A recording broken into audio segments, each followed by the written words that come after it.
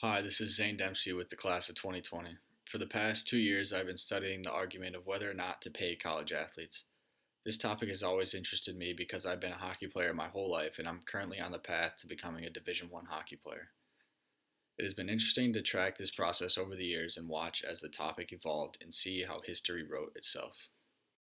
As the topic evolved, my project adapted to the most recent circumstances, and I eventually settled on the question: how will the ability of college athletes to receive compensation for their name, image, and likeness affect different student athletes once the rules and regulations are in place? According to their website, the NCAA is a nonprofit association committed to providing an opportunity for more than 460,000 college student athletes who compete annually in college sports.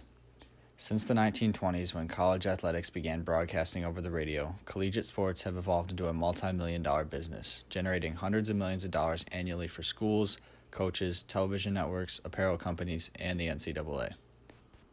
Every year, the NCAA and other organizations profit hundreds of millions of dollars through each school and their athletic programs and athletes.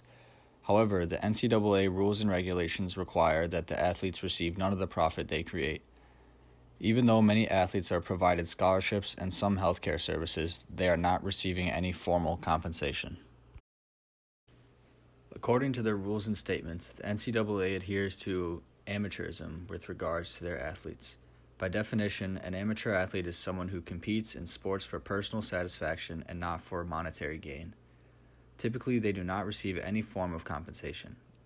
Therefore, the NCAA believes in education as the first priority and athletics as a second when it comes to their student athletes. The student athletes are unable to personally profit from their uniforms, autographs, or anything of that nature because that would result in a violation of the NCAA's amateurism regulation. As this debate began and evolved over time, two sides of the argument began to form: those who support compensation for the athletes and those who oppose it. Supporters have argued that it is unfair to the athletes who put in all the time and effort to make a program successful and create millions of dollars for various companies and organizations while not being able to touch a penny of what they essentially earned. In order to create this revenue for other organizations, student athletes put in 40 or more hours per week of practice, which takes away a great deal of time for other essential activities. Furthermore, supporters have pointed out that a lot of these athletes have no backup plan or financial support from their families, and therefore, if they are injured and have a scholarship revoked, they are not able to continue college. However, many opponents of paid compensation argue that money granted by athletic departments to support all or some of the cost of schooling at any particular university, known as a scholarship, is seen as ample compensation for each athlete. These individuals also believe that paying the athletes would result in a lack of competition between large and small schools. On September 30th, 2019, the state of California passed Senate Bill number 206, which essentially states that starting in January of 2023, athletes competing for colleges in California will be able to generate profit from selling the rights to their name, image, and likeness. In order to craft this bill, the California legislature mirrored the Olympic model of amateurism, which has been in place for years. By putting this bill into place, California's legislature essentially forced the hand of the NCAA in order to speed up the decision of whether or not to pay college athletes. On October 29, 2019, the NCAA shocked the world with an announcement from its Board of Governors.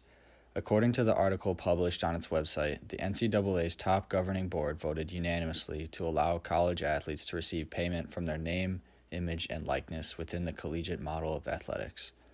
In order to develop the way in which payment will happen, the NCAA has instructed its three divisions to begin the process of updating the rules and regulations. Although they did not state exactly how this will occur, the new rules are scheduled to go into effect no later than January 2021. In the following slides, you'll see I put together a group of 18 players from Michigan State and Michigan's football, basketball, and hockey programs. Along with these players, I have included each player's most recent stat line and a key for each stat. As my product for this project, I have attempted to predict who will be compensated more or less for their name, image, and likeness. As you can see by each player's stat line, these players that I have selected have proved to be very successful and have had a clear impact on the particular team's success.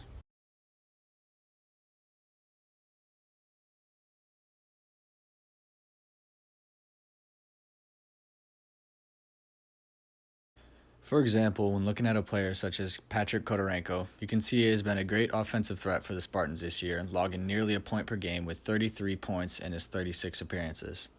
Because of this, he has led Michigan State to success and fits the mold of an impact player.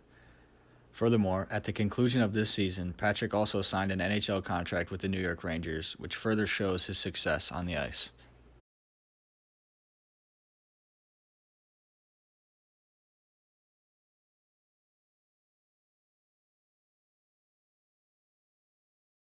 The number one factor for the amount of compensation will be the overall popularity of each athlete's given sport. For example, due to the wide fan base and universal demand, college football and basketball continually produce a great deal of income for the NCAA and each school.